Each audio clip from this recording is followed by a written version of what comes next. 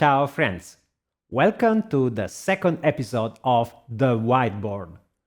This episode is about the row context and comes after the first episode about the filter context.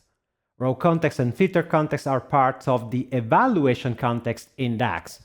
And The Whiteboard is a series where we try to give a different perspective over these DAX concepts using the whiteboard in order to express in a more graphical way concepts that are abstract and sometimes not immediately visible looking at the code.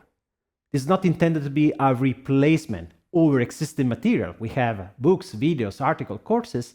This is just an additional element that should help you to get a different perspective and helps you learning these concepts. So let's go to the whiteboard. This is the report we created in the previous episode. We have a measure, sales amount, that displays the sales by product brand in the rows of the matrix and by date year, which is in the columns. We have seen that every cell has a different filter context. So what happens? What is the behavior of the row context?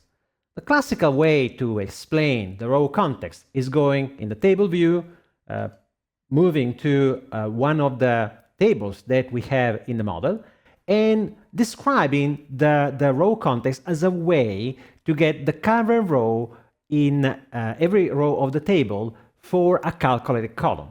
Indeed, if I create a calculated column here, for example, I create a new column, line amount, where I multiply two values that I have in this table. For example, I can create line amount equal to quantity multiplied by net price.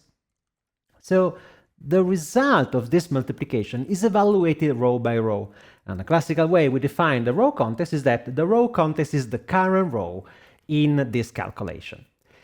Now, in this case, the row context is completely isolated from the filter context. And a better way to understand what is going on is to move to the report and see the effect, actually how the sales amount measure is evaluated, because as we will see, the row context and the filter context in a certain way they interact when we execute the measure sales amount.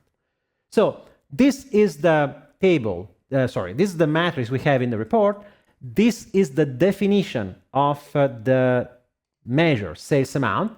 Sum x sales is quantity multiplied by net price. And please notice that this is the same formula we have seen in the table before. So we said, okay, this is the line amount calculation. We can compute row by row. We're not using that column. We're just summing row by row the multiplication of these same two columns. What happens when we execute this code? And what is the row context during the execution of the sales amount measure?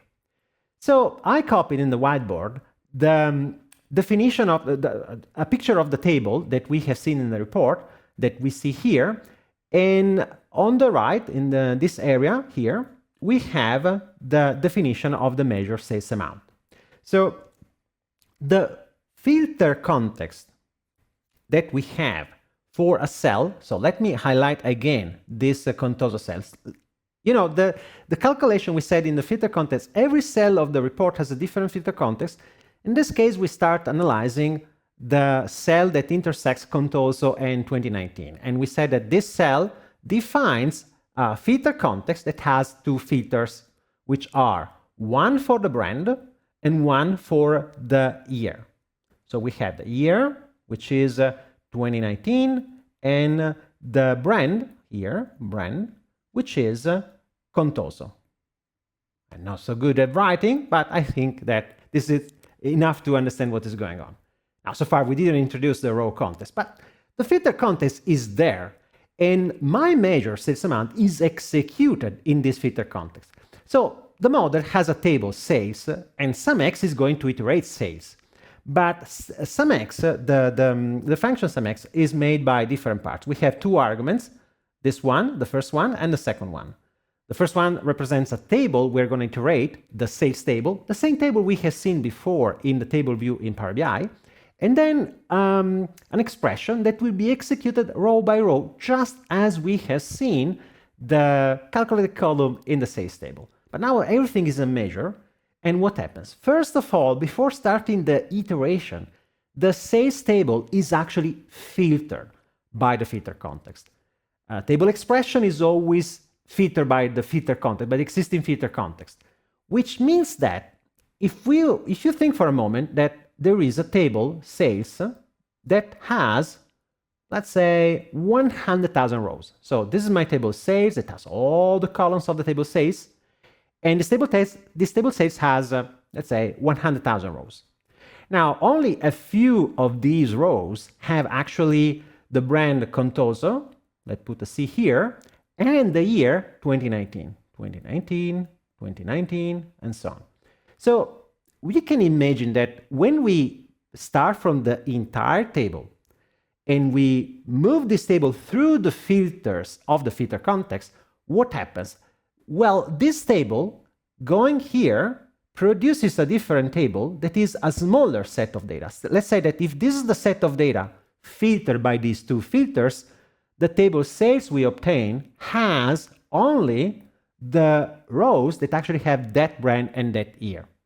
So this is the filter table by the filter context. What happens at this point? Just the same thing that we have seen happening for the calculated column. Every row here has a different, let's say, row context. So for each row, there is a row context in which this formula is evaluated. So this formula is evaluated for the first row, then for the second row, then for the third row, and so on. Once the rows of the table filtered by the filter context has been evaluated row by row, this additional temporary calculated column that is evaluated only for the rows visible in the filter context is aggregated. Is aggregated in this case by using sum.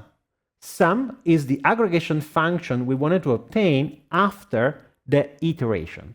So when you look at the documentation, especially in DAX Guide provides you a description of the iterator, the table that is iterated, and of the parameter of the argument that is executed in a row context. You will say that in this case we have this table is the table that is iterated, and for each row of this table, filtered by the filter context, the expression that you see here is evaluated in a row context. Why the row context is important? Basically because when you see a column reference, table name, column name, the column reference, when you see a column reference, table name, column name, the column reference is valid only if you have an active row context. So if you think for a moment, the idea is that conceptually we have a filter context that has a number of filters. Out of this filter context, we get a table, and this table has a row context that iterates, that moves across all the rows of the visible table and executes an expression. So this is the row context, which is part of the filter of the evaluation context, that is the pillar of the way DAX evaluates any expression. So I hope that this will help you to understand the difference between the filter context filters, and the row context. The row context iterates. I hope you enjoyed this second episode of the whiteboard. In the next episode, we will see the context transition. Enjoy DAX!